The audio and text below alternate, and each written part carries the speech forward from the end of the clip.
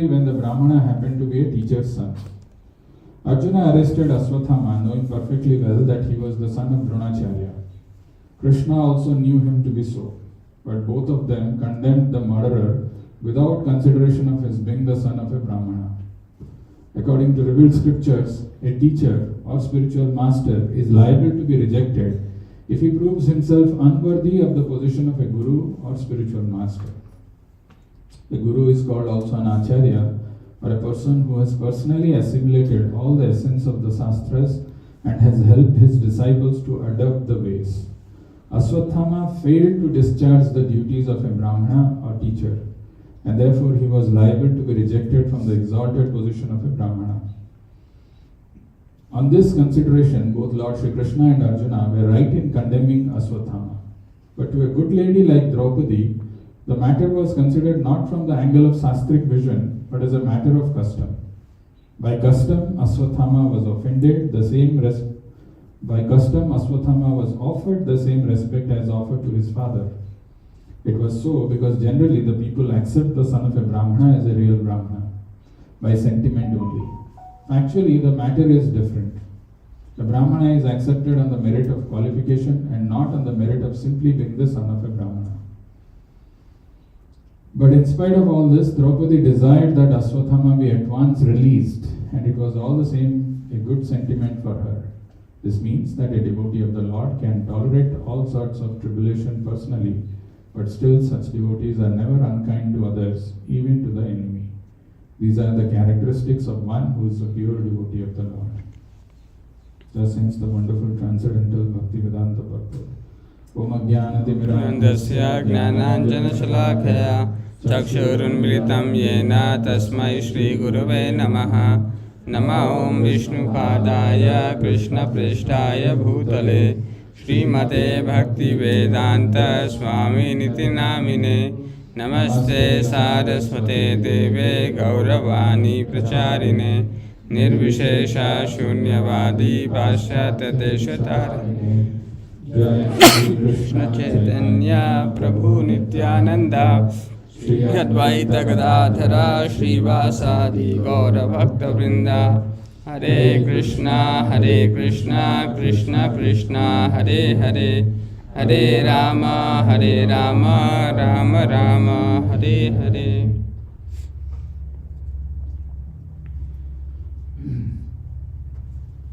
Hare Krishna. Hare Krishna. So we have a wonderful verse in front of us, and as we have been seeing in this section of Srimad Bhagavatam, the reason and the cause of Aswathama being punished and what kind of a punishment he is getting. There have been wonderful description of what all things he did and how those things led to this kind of a position where he is bound like an animal. And both Krishna and Arjuna are condemning that Aswathama should be killed. Whereas Draupadi, as we saw in the last class also, because of her Bhama Swabhava, because of her feminine nature, is thinking differently. So today's translation, if we pay attention, going by our method of active recall, there are three things which are mentioned here. What she could not tolerate, asahyamana, the word used in the translation and the words is uvacha chasahanti, asahyamana, asahanti. Uvacha chasahanti asya. Asahanti is not to be tolerated, not to be able to tolerate. So what was unbearable for her? What she could not tolerate? The fact that bandhana ayanam sati. Bandhana anayanam sati. When the son of Dronacharya, who was standing before her, bound like an animal, that sight was intolerable. It was unbearable, intolerable for Draupadi. What she could not tolerate, the sight of Aswathama being bound. Why she could not tolerate? She could not tolerate because of two things. Being a devoted lady, as Prabhupada is writing, and the fact that she is mentioning that he is a Brahmana, our spiritual master. Brahmano Nitaram Guruhu. So he is Brahmana Nitaram Guruhu, and Draupadi being a lady, and that too a devoted lady. So she could not tolerate the sight of Aswathama being bound, and she could not tolerate because of two reasons, because of her being a devoted lady, and the second one being Aswathama being a Brahmana, Nitaram Guru. Brahmana is a Brahmana, Nitaram all of our Guru, Nitaram Guru. So what action did she recommend? What is she recommending in this verse? Muchyatam, Muchyatam. Release him. Release him immediately. Muchyatam, Muchyatam Esha. So this is the translation, very beautiful verse. And a very powerful purport by Srila Prabhupada. Prabhupada explains some of the things which are so important for us to understand, which we don't pay attention in our life. So let us see what Prabhupada is explaining and how we can learn some of the things which are very beautifully described in these pages of Srimad Bhagavatam. So the purport, actually, I want to talk about 2 points in the purport. The first point that I want to highlight is there are 2 sections which are talking about the same point, but this portion of the purport where it is mentioned, according to revealed scriptures, a teacher or spiritual master is liable to be rejected if he proves himself unworthy of the position of a guru or spiritual master. So these are all very important things. We may consider someone to be very elevated based on his position. Maybe he is a teacher, he is worthy of our respect. But as per the scriptural injunctions, a teacher or spiritual master is liable to be rejected if he proves himself unworthy of the position of a guru or spiritual master. Then Prabhupada goes on to explain who is a guru. A guru or spiritual master is also known as an acharya, a person who has personally assimilated all the essence of Shastras and has helped his disciples to adopt the ways. This is a very beautiful definition. Guru is not someone who has crammed up some theoretical knowledge from some internet or somewhere and he is able to reproduce. No, he assimilated the essence and he is practicing it himself. Who has personally assimilated all the essence of the Shastras and has helped his disciples to adopt the ways. At the beginning of Srimad Bhagavatam, when Sukadeva Goswami Sutta Goswami, when he begins to narrate, begins to answer the questions posed by the sages of Naimisharanya, he offers this wonderful prayer. Yasvanubhavam akhila shrutisāram ekam adhyatma deepam aditi irshatam tamo andham samsarinam karunaya purana guhyam tam vyasa sunamupayami munim guruna. Yasvanubhavam akhila shrutisāram ekam. He is talking about Sukadeva Goswami, Swa Anubhavam, who has personally experienced that. Yasvanubhavam Akhila Shrutisāram Ekam. There are so many confusing Vedic literatures. If a person has not heard it from his authority, it is very easy to get confused. But a guru is one who has heard it, who has experienced it, and not just experienced and heard, he has assimilated the essence of this. So he is considered to be an acharya or a guru. A guru is called also an acharya or a person who has personally assimilated all the essence of the Shastras and has helped his disciples to adopt the ways. Aswathama failed to discharge the duties of a Brahmana or teacher, and therefore he was liable to be rejected from the exalted position of a Brahmana. And very interestingly, Prabhupada is saying in another few lines later that a Brahmana is accepted on the merit of qualification and not on the merit of simply being the son of a Brahmana. Just because you are born in a family of Brahmana doesn't make you Brahmana. Just because your father was an IAS officer doesn't make you qualified to become an IAS officer.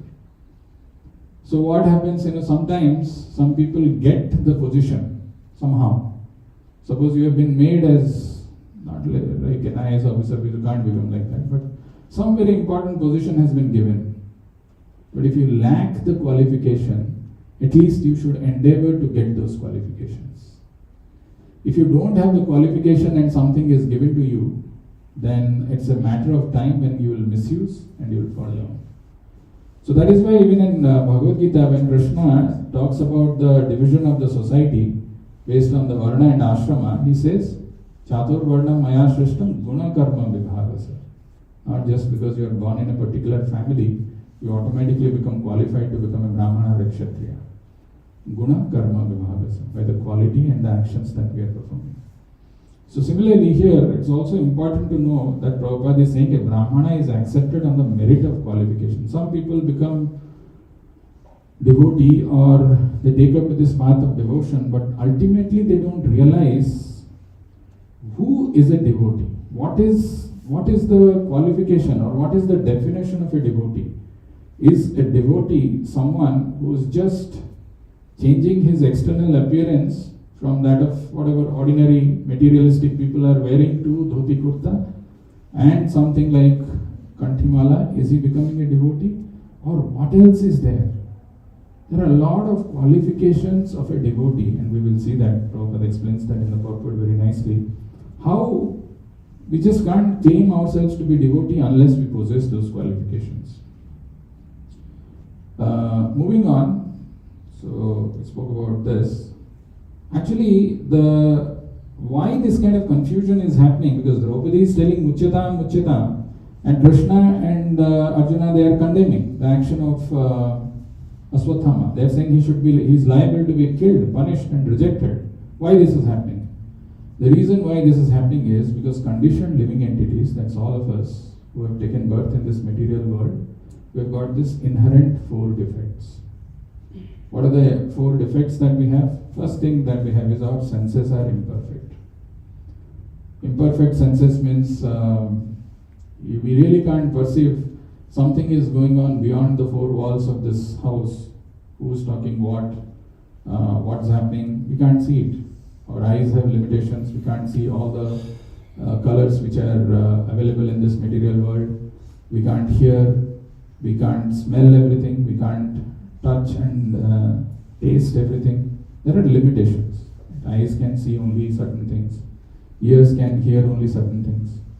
But if you see, the judgment that we make in our mind is so firm and so much of conviction we have that we are right, can lead to disasters, because our senses are imperfect. What it does is, it subjects us to illusion. We get illusioned. We don't realize that there are so many kinds of illusion, whether this is right or wrong. We lack that discrimination because of our imperfect senses. And when we are subject to illusion, but obvious that we commit mistakes. So imperfect senses leads to illusion, and illusion makes us do mistakes. To err is human. Everybody commits mistakes. So when such things are happening, it is very important and necessary to become humble in life. The pride that one carries, that I am always right, or I know everything, I can show, I can prove, I've got so much of abilities. One has to be little humble in life, because ultimately every single living entity who is born in this material world has got these 4 inherent defects. These 3 things we can't do much. But there is a 4th thing, which is in our control. We have a cheating tendency. Usually when people commit mistakes, they try to cover up. They try to put it under the carpet. They don't show up, they don't acknowledge, they don't take responsibility, they don't change, they don't improve. And there is this cheating tendency which says that I didn't do this, somebody else did it, we blame the whole circumstances, and we try to cheat. But the more we try to cheat, or the more we try to point faults with others, the more we are actually receding in our devotional life. We are going back. Cheating tendency is something which we can control, and we should be very honest and forthright in our devotional life at least. It's a very important thing, because there are certain things Krishna tolerates, there are certain things Krishna doesn't tolerate. One of the things which Krishna doesn't tolerate is duplicitous behavior, where somebody is something within, but some is trying to show something else. Very big problem. So when we have these inherent defects, these 4 defects which are there in deep within in our body, in our system functions in this way. Imperfect senses, we are illusioned, and we commit mistakes, and we have a cheating tendency. So combination of this is the perception that we form about a particular situation or an incident can be subjective. So what perception you are forming about something that happened could be different from somebody else's perception. And because of our faulty perception, we get into fight and quarrel. We start blaming each other. We say that, okay, you are not right, you are not understanding. But what we don't realize is, what we are not giving the factor of consideration is, there are people who are, the other person also has got this inherent four defects. The first lesson that we should learn in life is never judge others. Whoever is yawning, whoever is finding it difficult to sit here, please go away. I really don't need anybody to sit here and feel, oh my God, when is this going to get over? It's just half an hour, 45 minutes. I want your attention. You please go, there's no issues. Or stand if you feel that you are sleepy. So the first thing that we have to learn or understand is, judgment blocks our improvement. When we judge others based on some things, that blocks our improvement. It's a very important thing. So when we judge others, what we are doing is, we are trying to pull them back, and we feel that we are making progress. So we are trying to pull them, saying that, okay, he's not right, he didn't do this way, and we are trying to feel that we are making improvement, or we are proceeding ahead. But what is happening is, it blocks our vision, it blocks our mindset about the other person. We are not empowering the other person in our relationship. The relationship gets tarnished. So it is very important to avoid this mentality of judging others. People are very quick to judge others. They think it is their birthright to judge somebody else. And that judgment impedes that person's growth more than anybody else's. So, I remember there was a friend of mine who had gone to one of the meditation camp, which is very popular in India, called the Vipassana meditation camp, where people don't talk. So how many days? 11 days or 10 days, whatever it is. They go for that and they don't talk. Now imagine if you are going to a place, you are able to see each other. You can't talk on your phone. Phone is also taken away. And you see each other, but you don't talk for 10 days. After 10 days, you are allowed to talk. So this person, he was sharing his realization that, people when they go, they look at each other. Suppose you are doing something, you are sitting in a particular way. Okay, no problem. But I'm forming some impression in my mind. Maybe his knee is having some problem, or maybe this fellow is not serious, and we're not talking. We're just looking at each other. So somebody is sleeping, somebody was yawning. So I made a comment, but I will not be able to make a comment. But I'm thinking, oh, this guy is simply brainwashed. He's just coming. Like that, we form so many impressions. So this guy told that at the end of 10 days, I realized that I'm so judgmental. Because when we look at the activity of a person and we form some impression about him, 99% it is wrong. He told when people started talking, all the impressions, the perceptions that I have formed about different people were wrong when they opened up their mouth. Same holds true in our life also. But when we carry that thing in our mind, we judge people and we form some impressions, it impedes our improvement. So the second point that I want to highlight, before that I want to say, so first of all, we have got these 4 inherent defects, and we have got this mentality to judge and label people, and we are doing some harm to ourselves we don't realize. On top of that, a few verses earlier, Krishna says, Evam parikshata dharmam. He says that he is trying to test people. So for example here, why Krishna is telling Arjuna that you kill him? But he really didn't want Arjuna to kill Aswathama. Lord Krishna encouraged Arjuna outwardly just to test Arjuna's sense of duty. It is not that Arjuna was incomplete in the sense of his duty, nor was Lord Krishna unaware of Arjuna's sense of duty, but Lord Shri Krishna puts to the test many of his pure devotees just to magnify the sense of duty. So he puts different tests for us. Imagine the difficulty, right? This material world is so designed, we are doing, we have got those all four inherent defects which is clouding our judgment, which is clouding our perception, the clarity that we need to have. And on top of that, Krishna creates different environment, situations to test us. So it is a double whammy, right? It is not easy to pass this test when we have all these problems inherent, which is there within.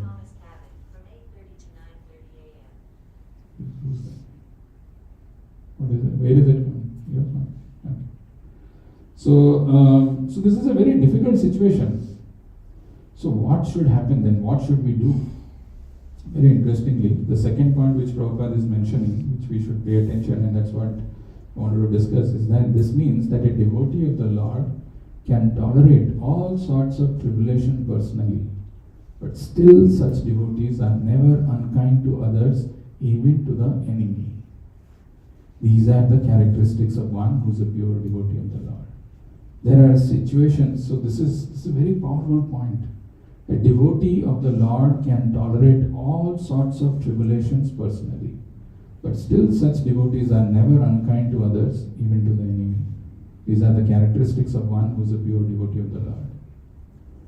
So the next 10 to 15 minutes or 15-20 minutes, whatever we have, we will talk about the principle of tolerance.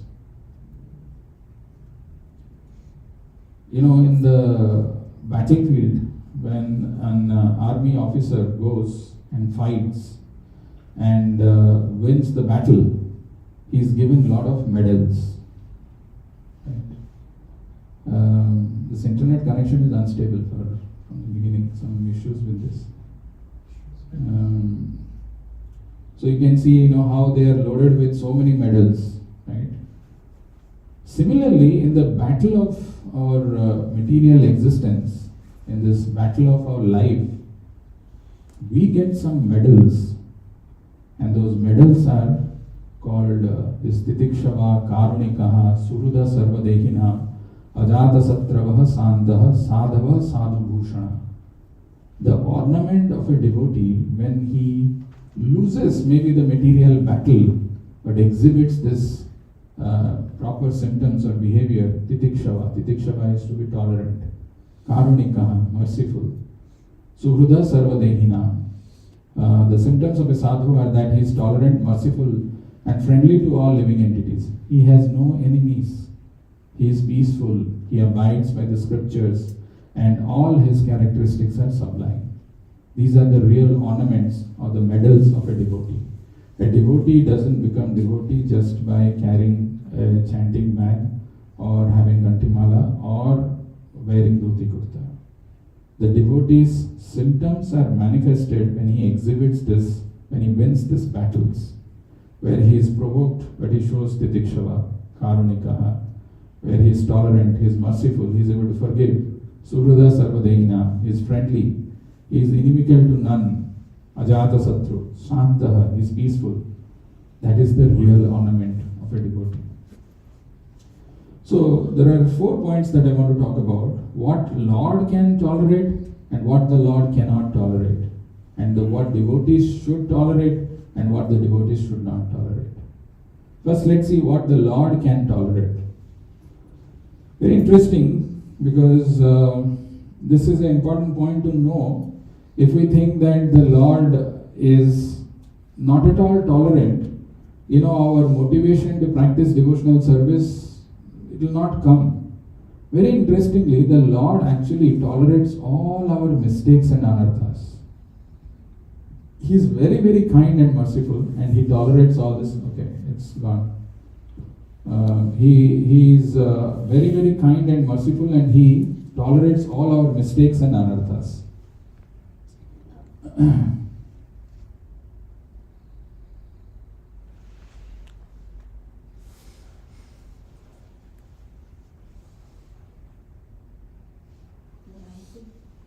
There is a very beautiful verse which comes in the. There is a beautiful song which we sing. It's called. We were singing during Nityananda Troyadasi. The song was Nachre Amarman. How many of you know this song? You have heard, right? We have practiced that nicely.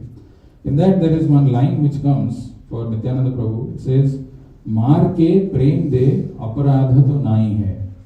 मार के प्रेम दे. Even the Lord, when he was beaten, he was hit by Madhai, and Nityananda Prabhu was bleeding, still he is giving prem. मार के प्रेम दे अपराध तो नाई है. And he didn't consider it to be an offense. So the Lord tolerates the mistakes and the anarthas. So many anarthas we have. It takes time to overcome these anarthas. It takes time to overcome these mistakes. But the Lord is very merciful. He is very kind that He tolerates all these things. Krishnadas Kaviraj Goswami in Chaitanya Charitamrita, he says that Shri Krishna Chaitanya Daya Karaha Vichar, Vichar Karite Chitte Pave Chamatkar. Shri Krishna Chaitanya Daya Karaha Vichar. Actually, Chaitanya Mahaprabhu and Nityananda Prabhu are the embodiment of mercy. Shri Krishna Chaitanya Daya Karaha Vichar, Vichar Karite Chitte Pave Chamatkar. The moment we understand even a little this aspect of Chaitanya Mahaprabhu's merciful nature, Chitte Pave Chamatkar, Vichar Karite Chitte Pave Chamatkar. There will be a transformation, there will be a magic that will happen in our heart. Shri Krishna Chaitanya Daya Karaha Vichar. That is why Parama Daya, what is that song? Parama Karuna. Parama Karuna Pahandujan. Right? So extremely merciful. Just by meditating on their merciful nature, Chitte Pave Chamatkar. In another place, Chaitanya Charitamrita, it is mentioned, Krishna Bhakti Siddhanta Gana Yate Prafulla Padma Vana Tara Madhukari Aswadana Prema Rasa Kumuda Bane Prafullita Ratri Dine Tate Charao Mana Bhringa Gana. Krishna Bhakti Siddhanta Gana Yate Prafulla Padma Vana. The pastimes of Chaitanya Mahaprabhu and Krishna, they are considered to be a Padma Vana, a lotus forest. Krishna Bhakti Siddhanta Gana Yate Prafulla Padma Vana Tara Madhukari Aswadana Prema Rasa Kumude Vana. Even if we have mistakes, we are suffering, we are having anarthas which we are not able to overcome, Krishnadas Kaviraj Goswami is telling that we should go and Aswadana, Tara Madhukari Aswadana. Like a bumblebee who is going and taking the nectar, the juice from the lotus, we should go and we should do the Aswadana, we should eat this pastimes of Chaitanya and Krishna. Krishna Bhakti Siddhanta Gana Yate Prafulla Padma Vana Tara Madhukari Aswadana Prema Rasa Kumude Vane Prafullita Rati Dine Tate Charao Mana Bhringa Vana. Actually, the moment when we go and hear this wonderful nectarian pastimes of the Lord, which are compared to a forest of lotus, all the anarthas and all the mistakes that we are committing automatically will go. The next line, next verse, he says that Sei Saravare Gya Hamsa Chakra Vakahana Sadataha Karaha Vilas Khandive Sakala Dukha Paiva Parama Sukha Anayase Have Premolas. Sei Saravare Gya. Go to that Sarovar, go to that water body like a swan or a Chakravaka. Chakravaka is another bird. Hamsa Chakravaka Hana Sadataha Karaha Vilas Khandive Sakala Dukha. Actually, all the miseries will go in our life if we get a chance to hear and release this pastimes of Chaitanya Mahaprabhu and Krishna. Khandive Sakala Dukha. But we have been coming and we have been hearing this pastimes. We have been talking about this for a long time, but still the miseries come and still the miseries don't go. You are muted.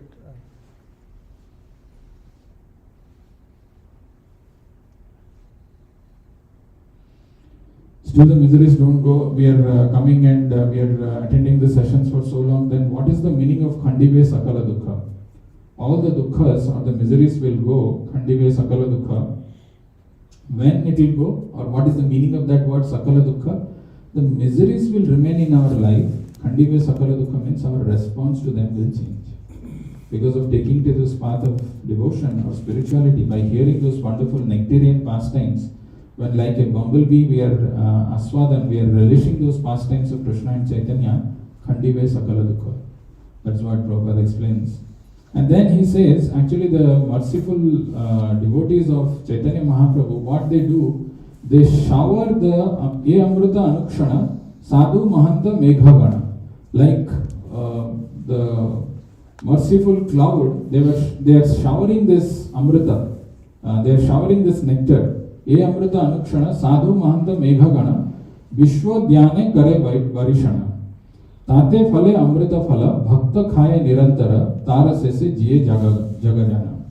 So when they are showering this shower of nectar, because of that shower of nectar there is a fruit which is coming out.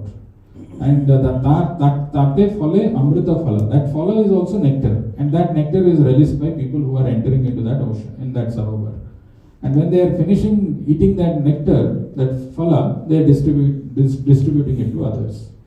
So this is the process which Chaitanya Mahaprabhu, which Krishnadas Kaviraj Goswami refers, saying very begging in a very humble way, oh people, oh fallen souls of this material world who are suffering, who are getting tormented, enter into this sarovar, enter into this pond where there is a forest of lotus, and the forest of lotus, when you take the juice, the nectar from that, your life will be transformed, even if you have anarthas, even if your mind is speculating.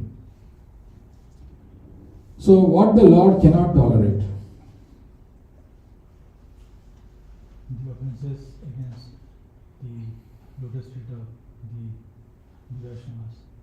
Correct. When someone offends his devotees, right? And it's very interestingly given in Srimad Bhagavatam, in this particular episode of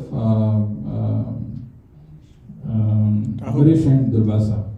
So if you know this pastime, Ambarish Maharaj was a king, and Durvasa Muni was a sannyasi.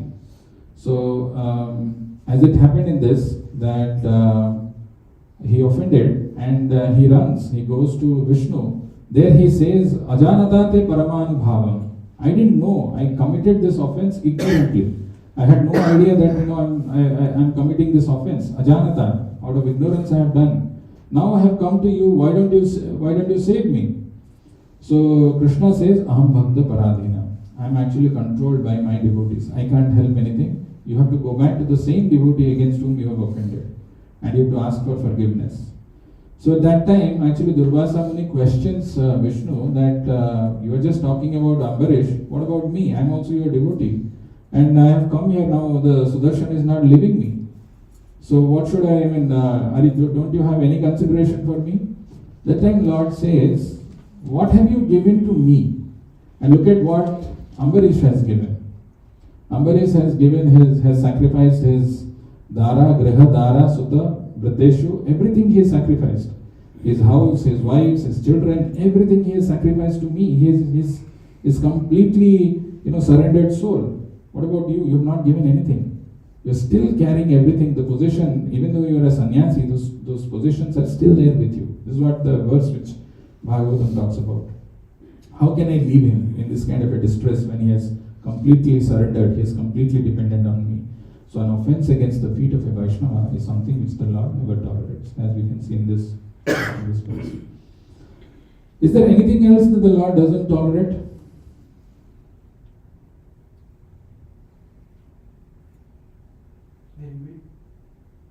Envy. Okay. Envy leads to offense. It all starts with that judgmental mentality. It all leads to fault finding. It all leads to aparad, and aparad is something which the Lord is not tolerating. Anything else? Pretending tendency. Pretending the energy. Tendency. Duplicity. Pretending tendency. Yes, that is Kutinati which I was talking about. Kapata. Actually, Chaitanya Mahaprabhu is Patita Pavan, but he is not Kapata Pavan. If somebody is having duplicitous behavior, that is not something which is tolerated by Chaitanya Mahaprabhu. And of course, if somebody neglects his devotional service, that is also not tolerated by Chaitanya Mahaprabhu. So apart from offenses, there are two more things which Chaitanya Mahaprabhu doesn't tolerate. One is the negligence to devotional service, and the second thing is the utinati or the diplomacy. Now, there is another beautiful verse which comes in Bhagavatam. It says,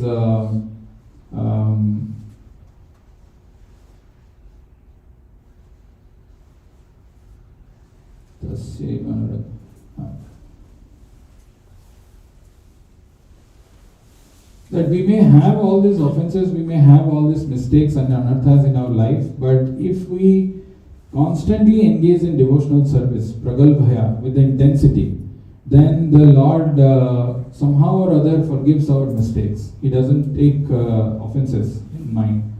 But the moment, if you want to sit on the chair again.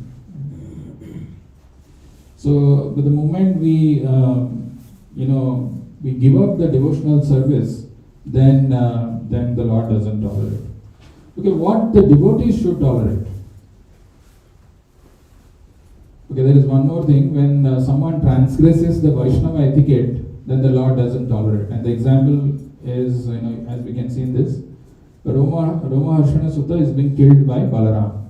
Right? So, Prabhupada explains that even in the third canto, when Vidura was going in the pilgrimage, he first met Uddhava and he wanted to understand this mysteries of spiritual knowledge, and he asked him, can you enlighten me? Can you give me some knowledge, instructions on this spiritual subject matter?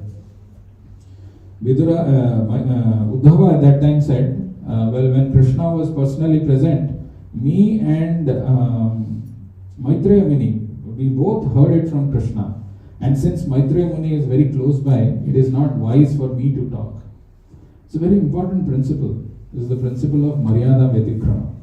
Right? Sometimes when some a service which is very, very prestigious, which where you can get a lot of attraction or attention when it comes, and when your senior devotee or someone who is senior to you is present, we should not falsely claim that I have done this, or I should not take, even if one is qualified and expert, like it happened in the case of Brahmavarshana Sutta. Though he was qualified, knowledgeable, but he transgressed this Vaishnava etiquette and he was punished. This is something which the Lord never approves or never accepts. What the devotees should tolerate? Personal tribulations. Personal tribulations. What is the first verse of Nectar of Instruction? Vacho Vegam. Vacho Vegam, Manasa Krodha Vegam, Jivva Vegam, Udaropastha Vegam. Etan Vegan Yo Vishaheta Dhira. Etan Vegan Yo Vishaheta Dhira. All of us, deep within, we have these urges. Urges is coming from the word urge. Like, these are like urgent. These just come. These are force. What are these forces? Vacho Vegam, Manasa Krodha Vegam, Jivva Vegam, Udaropastha Vegam. The urge to speak something. No matter how much you tell people that we should be very careful in what we speak, the urge to speak still comes out. Vacho Vegam, Manasa Krodha Vegam. The urge of the mind wanders. Even for half an hour, 45 minutes for people to sit, it is difficult. So many things goes on, some things randomly comes. Vacho Vegam, Manasa Krodha, the urge to feel angry, urge of anger. Vacho Vegam, Manasa Krodha Vegam, Jivva Vegam, the urge of the tongue to eat anything and everything that is available. Udara Upastha Vegam, the urge of the belly and the genital. These 6 urges is the beginning of Nectar of Instruction, where Rupa Goswami mentions we should tolerate. How long should we tolerate? And what is the yardstick? Like, how much should I tolerate this? Bhagavad Gita says very interestingly, till the last breath of our life we should tolerate. Why? Because even after hearing so many times that we should not indulge in material sense gratification, still our mind goes there. That's a very beautiful verse which comes in the 5th chapter, where Krishna says, Saknoti iheva yahsodu tat sarira vimokshana kama krodhat bhavam vegam sayuktasa sukhinara. Saknoti iheva yahsodu. Saknoti iheva. Saknoti is to tolerate. Iheva yahsodu prak sarira vimokshana. These things don't go. These urges keep coming back. But we should keep fighting. We should keep fighting till the end of our life. And that battle, even if we are getting defeated, is still victorious. We are still victorious. Why? Because we will become sayukta sukhinara. We can become a happy person. Saknoti iheva yassodu. Before giving up this present body, if one is able to tolerate the urges of the material senses and check the force of desire and anger, he is well situated and is happy in this world. So the first thing that the devotee should tolerate is the urges which trouble us. The second thing that the devotee should tolerate is the material tribulations. Right? So many things which are not in our control. One of the first things which Krishna says in Bhagavad Gita, Matra Svarsastu Kaunteya Sitoshna Sukha Dukkadaha Agama Apayana Anityas Tam Titikshasva Bharata. The word Titiksha is used there, tolerance. Matra Svarsastu Kaunteya, when our senses touch the sense objects, sometimes we experience happiness, sometimes we experience distress. When our material body in this material world interacts with the material elements, sometimes we experience happiness, sometimes we experience distress. Matra Svarsastu Kaunteya Sitoshna Sukha Dukkadaha. Like we are experiencing winter and summer, Sita and Ushna, similarly Sukha and Dukkha also comes. Agama Apayana, but they come and they go. And Anityas, they are non-permanent. Tam Titikshasva Bharata, you must tolerate that. This is what the first instruction of Krishna. So apart from urges, we should also tolerate the tribulations, the material tribulations or the experience of happiness and distress in this material world. And there are more that we can cover, but what the devotees should not tolerate. Offenses against other devotees. Very simple. Today morning we were reading that quote. As Krishna himself doesn't tolerate the offenses against his devotees, even the devotees should not hear the blasphemy against another devotee.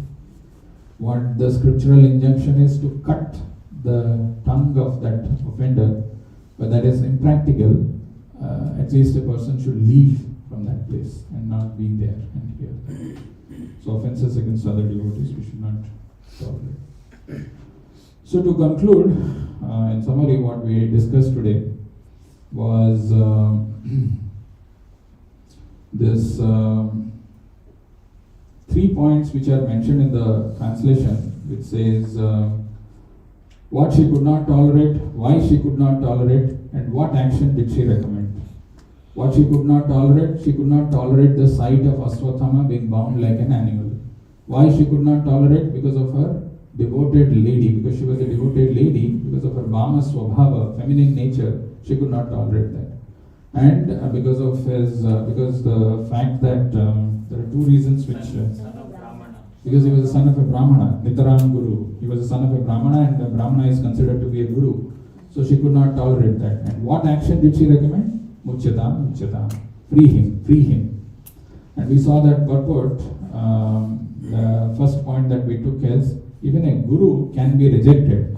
Because a Guru is a person who is called an Acharya, who has personally assimilated all the essence of Shastras and has helped his disciples to adopt the ways. So it is not just about memorizing something, but it is about experiencing and assimilating the essence of the scriptures. A Guru or an Acharya, that is why Acharya means someone who is Acharati iti Acharya, who is conducting, who is exhibiting, who is walking the talk of what is being mentioned in the scriptures. He is called an Acharya. When somebody deviates, at that time he can be rejected. So a Brahmana is not just because he is born in the family of Brahmana, but he becomes a Brahmana by the merit of qualification. And then we saw how the conditioned living entities have got these 4 inherent defects, with these imperfect senses. Our senses are imperfect, which leads to illusion. Then because of that illusion we commit mistakes, and we have a cheating tendency. First 3 are not in our control, but the 4th one is in our control, and that is something which we should try to curb. We have a cheating tendency. So based on these 4 inherent defects, when we form some impression or judgment about someone, it may not be always perfect. It sometimes this judgment clouds the clarity that we need to have in our life. So judgment blocks our improvement when we judge someone. It is like as if you are trying to push someone behind to go further. But actually it's a false sense of improvement. We're not making progress, and we should be very careful. Then we spoke that how Krishna also tests. On top of this, the 4 inherent defects that we have, Krishna also puts us in test to see what is our real intention. Evam parikshata dharma. So it becomes more difficult. That is why the recommendation which Prabhupada is giving is to tolerate things. And it is a sign of a pure devotee. I gave the example, like in a battlefield, when somebody wins, he gets these medals. Similarly, a devotee, when he is battling in this life of material existence, he can be seen how many medals he has got. And the medals are not just physical medals, like this bhushana, this alankara, which he gets. Titikshava Karunikaha Suluda Sarvadheina Ajata Satrava Santa Sadhava Sadhubhushana. Tolerance, merciful, being friendly, Ajata Satru, inimical to none, Santaha, peaceful, and abiding by scriptures. Then we spoke about the principle of tolerance, what the Lord can tolerate and what the Lord cannot tolerate, and what devotees should tolerate and what the devotees should not tolerate. So what Lord tolerates, He tolerates our mistakes and anarthas. He wants us to really come back. He is very merciful, He is very kind. He sees till the last minute, He doesn't give up hope on us. Mar ke prem diye aparadha to nahi hai. Nityananda Prabhu is so merciful that despite being hit and beaten by Madhai, he was still giving him Krishna prema. The Lord is very merciful and kind, especially Chaitanya Mahaprabhu and Nityananda Prabhu. If somebody comes and surrenders and understands their merciful nature, then chitte paave chamatkar. In the heart there will be magic, there will be a magical transformation. Then we spoke about few verses about how the Lord is so tolerant about our anarthas and mistakes. What the Lord cannot tolerate, when someone offends His devotees, as we saw in the case of Durvasa and Ambarish. And what else He doesn't tolerate? He doesn't tolerate when someone transgresses the Vaishnava etiquette, as we saw in the case of Ramaharshan Sutta, being killed by Balaram. What devotees should tolerate? The devotees should tolerate the urges. As we saw in this verse, Saknoti iheva yasodu. Till the last breath of our life, we should fight and control the senses. Prag sarira vimokshanat, kama krodha bhavam vegam, sayukta sasukhina. Also, the devotee should tolerate the material tribulations, as we saw in the first, one of the first instructions which Krishna gives. Matras varsastu kaunte, sitoshna sukha dukkadaha, agama apaina nitya stam stitikshasu bharata. What the devotee should not tolerate, the blasphemy or the offenses against other devotees. Any questions, any comments? You take the mic. Yeah.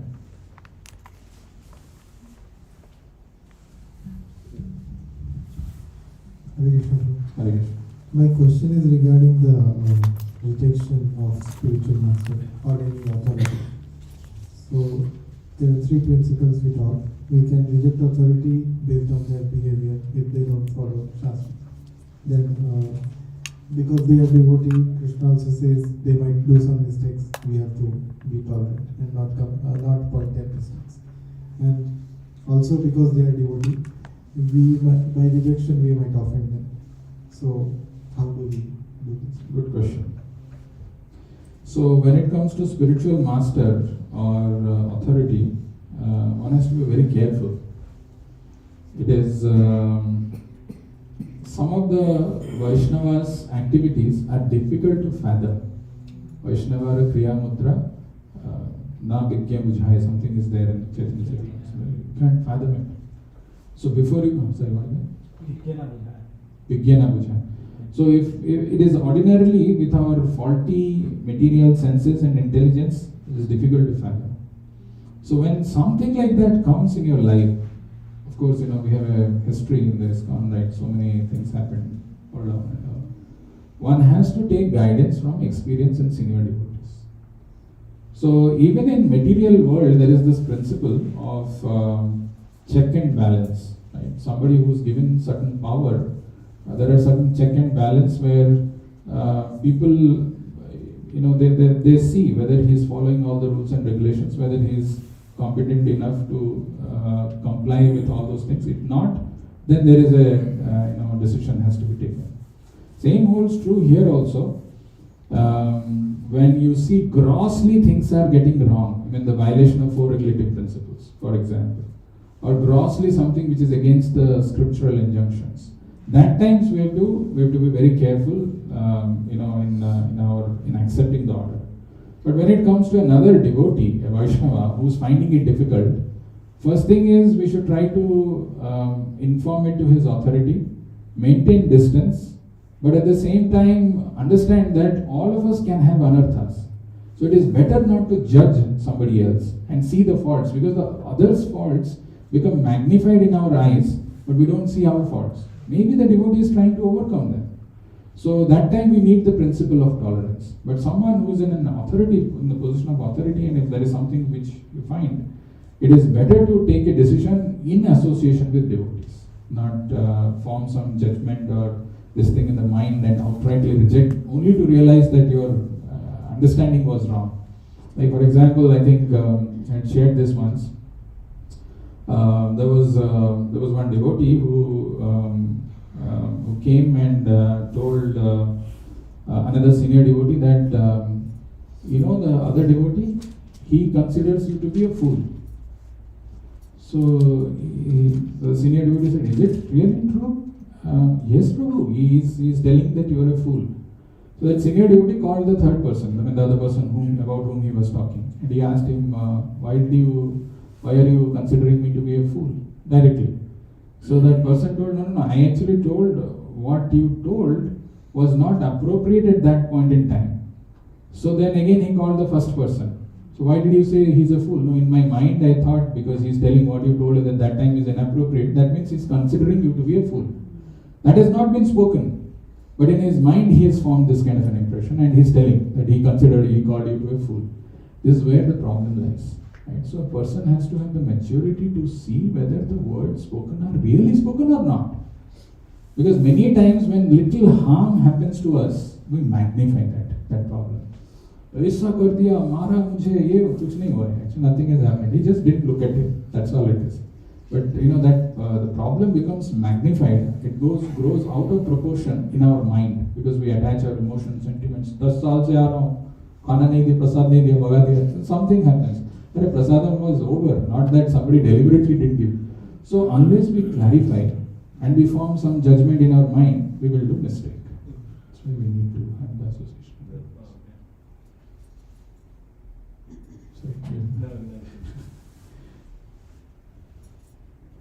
Any other questions? So yeah, we know, we have heard that, okay, not to blaspheme the devotees, but now to say that who are the devotees, how you will define them. Yeah, that I was talking in the beginning. A devotee doesn't become just a devotee by his external appearance. There are certain qualifications of a devotee. Of course, in the beginning, when we are taking to this process, this journey, there are some external things which change at the beginning. But gradually, the change should happen within. And it should manifest in our behavior. If we continue to live with our anarthas, and if we continue to grow the anarthas in our life, what we were yesterday and what we are today, what devotee I am, just for the namesake a devotee. So like that verse that we were talking about, Titikshava Karunika, Ajata Satrabha, these qualities has to manifest. When that happens, then a person is considered, he is making progress or he is advancing in spiritual life. Of course, we don't outwardly go for them, but by following the process of devotion, automatically this happens. If that is not happening, that means we are not following the process properly. Any other questions?